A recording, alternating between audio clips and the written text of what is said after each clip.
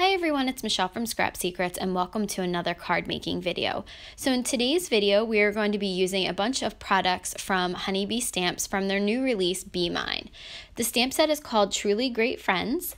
I also used the Fluttering Hearts pierced cover plate, as well as the larger heart stencil out of the Fluttering Hearts 2 stencil set.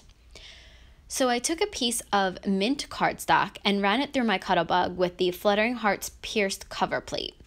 Now this can work with a couple other things. There is actually a cover plate that cuts the hearts out. This one just leaves a stitch line. And then you can also use the larger heart stencil with the pierced cover plate or the regular cover plate and create dimension and different colors with it. So there's a bunch of different ways that you can use it.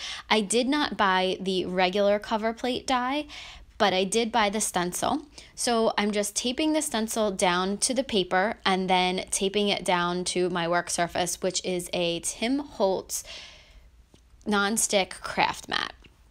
So the Distress Oxides we're going to use today are Cracked Pistachio and Evergreen Bough. So I started off with Cracked Pistachio and I lifted up the corner just to see how it looked because I couldn't really see it through the stencil and it was looking very light.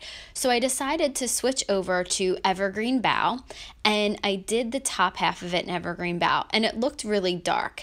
So I liked that look, but I also wanted it to be kind of an ombre look and fade out to the bottom. So I did about 2/3 of it with the Evergreen Bough before I switched back to the Cracked Pistachio and did the bottom and then slowly worked my way up to the top to make those two colors blend together. The nice thing about Distress Oxides, if you guys don't know, if you've never used them, they blend very, very seamlessly. It's very easy to get these to blend. They're creamier than the Distress inks and I find them much easier to blend.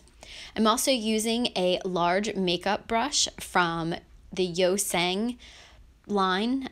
These are just ones that I found on Amazon fairly inexpensively. So then after I'm done that, I want to take the stencil off and see how it looks underneath.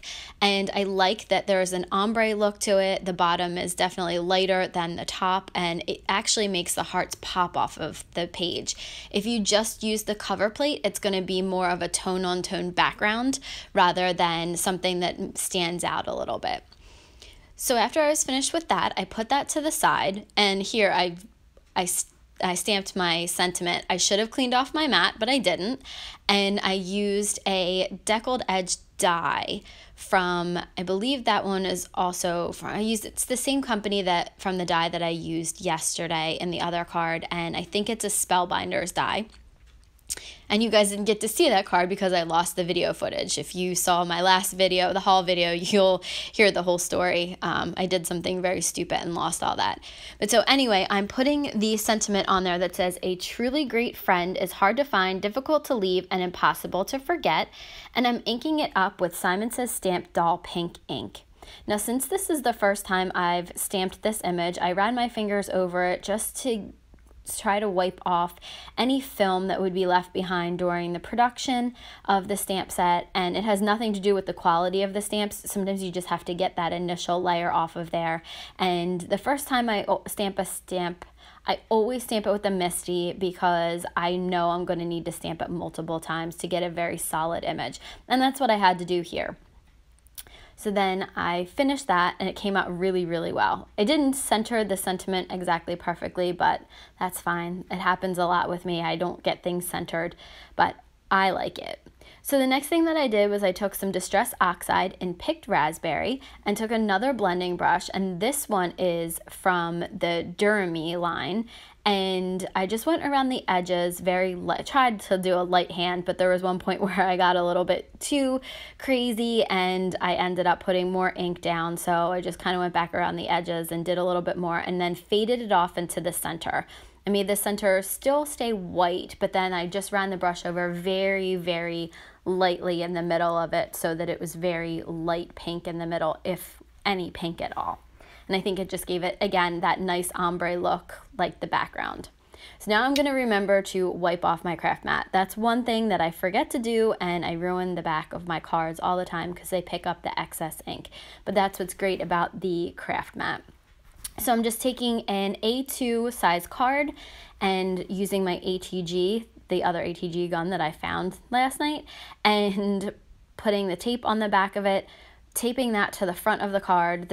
We're almost done. I'm just going to tape that background onto the front of the card and then go ahead and tape the sentiment down. So I just wanted to show you guys how you could use stencils and dies together, and it was very easy to do. This card took less than 10 minutes. So if you need a nice, quick, easy card, this is definitely one that's easy to recreate. So thank you guys so much for watching. If you have comments or questions, please feel free to leave them below, and I will see you guys again real soon in another video. Bye!